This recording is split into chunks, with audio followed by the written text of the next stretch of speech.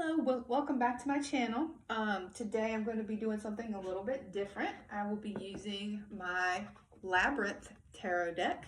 So it's not exactly the same as the Rider-Waite, but it's pretty similar. The suits are all different, but you'll see what I mean. I'm not going to be asking about love today. I'm going to be asking just a very this deck specific sort of question. So it's actually called the You Have No Power Over Me spread. So what we're going to do is choose a card for the castle, the labyrinth, your strength, and then a final card on how to get through the labyrinth, basically. So this is very specific to this particular deck, which I love. Okay, so we're going to start off with the castle. I've already shuffled. I mean, if you just really want to see me awkwardly shuffle, I guess I could. I'll get better at some point. I keep telling myself that. Okay, we already shuffled. Oh, nope, not yet. Oh my God, these cards are so slippery. I was just trying to shuffle. Get back in there. Okay. The castle, this represents your ultimate goal. So think of something right now. I mean, obviously you know what your ultimate goal is, but card to card to represent your ultimate goal. Okay, so this is actually really cute. I love this artwork. King of Junk. So if you've seen the movie, you're definitely familiar. All right, so that's your ultimate goal, and then we're going to do the labyrinth. This next card is going to represent the obstacle to your ultimate goal. What? Oh, Queen of Pots. Obstacle to your ultimate goal. Your strength. So this is basically what you're going to need to overcome your obstacle, which is the Queen of Pots. I know she looks kind of creepy, but she's actually really nice and empathetic and caring, and cooks dinner for all the hungry goblins, whatever. Not sure why she's an obstacle, but hey, we'll see what happens. How do you overcome this Queen of Pots? Oh, Ace of Feathers. All right, and then the last, okay. And then the last thing is going to be how to get out of the labyrinth, or what you can use to, advice you could use to get out of the labyrinth. So let's see what that's going to be. Come on now. We were flying everywhere a second ago.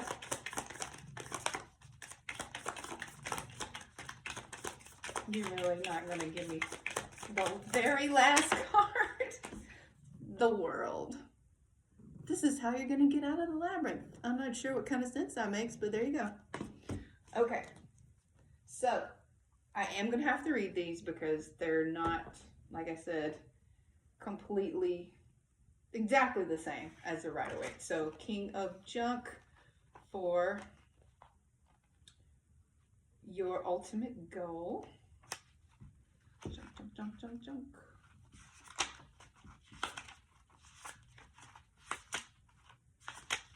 King of Junk. This suit is associated with the element of earth. The King of Junk is a salt of the earth provider who isn't afraid to get his hands dirty and work hard for what he wants. Stable, warm, and welcoming, he's created material abundance and takes pride in his comfortable home and all the fruits of his labor. So I guess that would mean that your ultimate goal is stability, having a good family life, having abundance, happiness. I guess that's basically probably what everyone's goal is or should be. So that's the ultimate goal: stability, love, health, wealth, abundance, prosperity.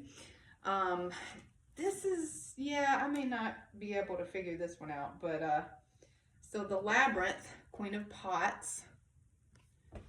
But she's a nice queen. I don't know why she would be your obstacle, but it's supposed to be the obstacle or the predicament standing in the way of your goal. Um, the only thing I can think, maybe since the Queen of Pots does represent emotions and empathy, just like the Queen of Cups, because in this deck, pots equals cups. Um, maybe this could just be saying that you're too much in your emotions. Maybe the way to get to your abundance and your health and wealth is to think more logically and, focus less on the immediate emotional response, and maybe think about things a little differently, change your perspective, maybe plan a little bit better. um, okay, what was the next one? So that's your strength, the Ace of Feathers. So that would be the equivalent to the Ace of Swords. So feathers are swords in this deck. So let's see what the Ace of Feathers is going to provide you with. Some strength.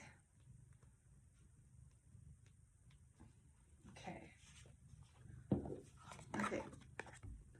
The Ace of Feathers represents a whirlwind period of breakthroughs, epiphanies, and revolutionary aha moments. You're feeling innovative, clever, and inspired. Make note of all your new ideas, for they have incredible potential. Okay.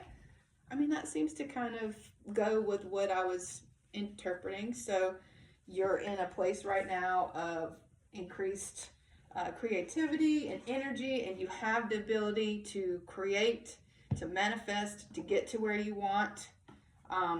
But maybe just think about things. And again, like I said, this is the feathers are swords. So swords are thoughts, and swords focus less on, emotion. So maybe that's kind of reiterating what I was already saying a little bit about the focusing on other things. Don't be so emotional. Maybe try to approach things a bit more logically so that you can get to, so you can be this king of jump. All right. So the last thing is when you find yourself faced with difficult decisions, so this is how you're going to overcome your obstacle to reach your goal. I kind of thought that's what this card was, but that's your strength. So this is what you have as a resource that you can use to overcome, I guess, your emotions, or maybe too many emotions, or whatever, so that you can get to your being the king of jump. In the World, which is major arcana for this deck. So that's going to be how you can overcome the obstacle and reach your goal. So let's get to that. I think this is actually pretty spot on, this one, with the regular Rider-Waite World card.